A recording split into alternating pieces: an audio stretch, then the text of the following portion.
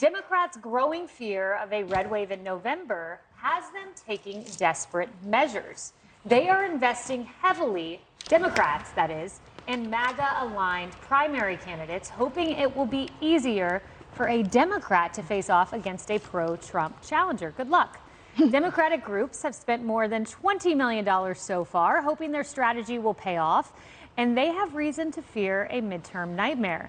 In Texas last night, Republican Mayra Flores flipped a House seat previously held by Democrats for a century in a special election.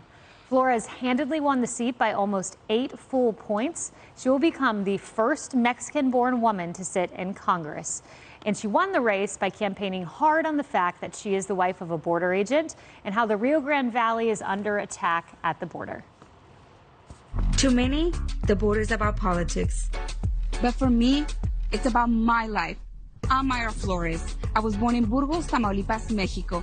Now I am living my American dream. But liberal policies from Washington are tearing our community apart. As the wife of a Border Patrol agent, I pray for his safety now more than ever. I'm Mayra Flores, and I approve this message because we must secure our borders and keep our families safe. An enormous victory. Kellyanne, looking at this story about Democrats investing in MAGA candidates, as they call them, and putting out ads in their favor, it's got to give you a little bit of a flashback to the Trump campaign. I found this from Politico. Clinton's team drew up a plan to pump Trump up. Pied Piper candidates include, but aren't limited to, Ted Cruz, they wrote, Donald Trump, Ben Carson. We need to be elevating the Pied Piper candidates so they are the leaders of the pack and tell the press to take them seriously. They've tried this before. They have.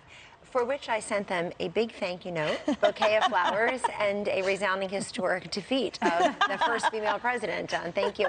They never really learn, because as I write in my book, Haley, we never deeply examine that which we deeply disdain.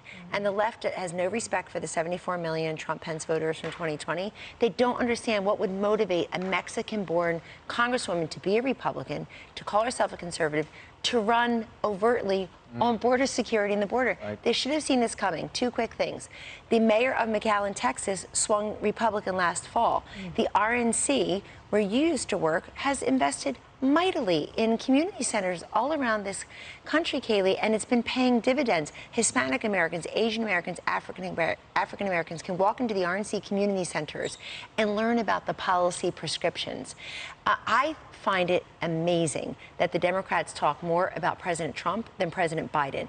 It really tells you all you need to know. The two most important words going into this fall to tell you about the red wave: if Republicans win 18 seats, they will get more of a majority than 1994. If they win 32 seats, they'll have the largest majority in a century. It's within reach. Two most important words: Mayra Flores.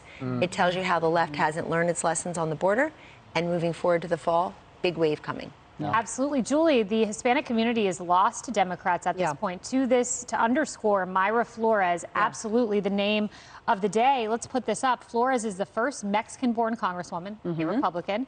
Flores is the first Republican to win in 100 years. Texas 34 is 84% Hispanic. Biden won it by 13 points. Clinton won it by 33 points. And Mayra Flores ran on pro-Trump policies. Yeah, I would say if you are a Democrat in Texas, you might as well just throw in your resignation letter now. Because, I mean, if you're in a border state and you're running on border security and you're a Democrat, you are screwed. Can I say that? Because, I mean, in all honesty, she is a daughter of migrant workers. She's a daughter of migrant workers. She is the perfect example of Republican Hispanics in this country that hate the Democrats because of what they've done with our borders. And if there is one demographic in this country that is most heated, and it's surprisingly so, it's the Hispanic demographic.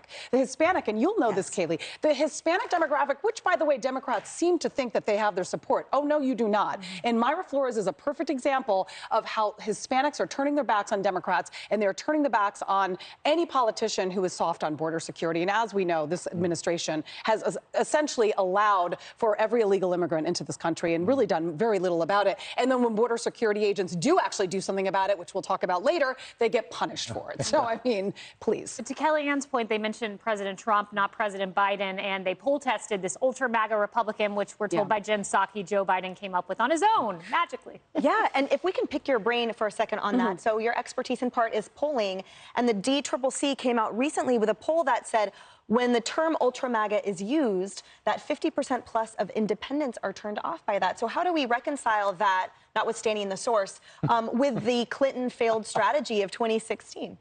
Well, it's called $5 a gallon gasoline, Right.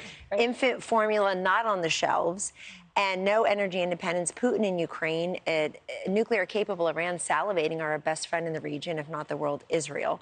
And the list goes on and on. So they're about labels. They're about style. We're about substance. They're about sizzle. We got the steak. And I think there's a huge mistake they're making is thinking they can poll test and be Sally soundbite when people are really hurting in this country right now. And I wanted to just say quickly, they're missing something else.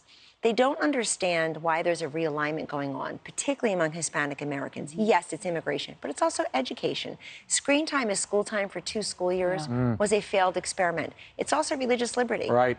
And Asian Americans, Hispanic Americans, they're filling up the pews at my Catholic church in the suburbs. I mean, the white people are out jogging and having brunch most Sundays. And so they don't like this anti-religious liberty. They don't like you taking God out of the public square. And they're also economically upward mobile voters. They love this country. They want their children to know both languages. And they also believe in home ownership.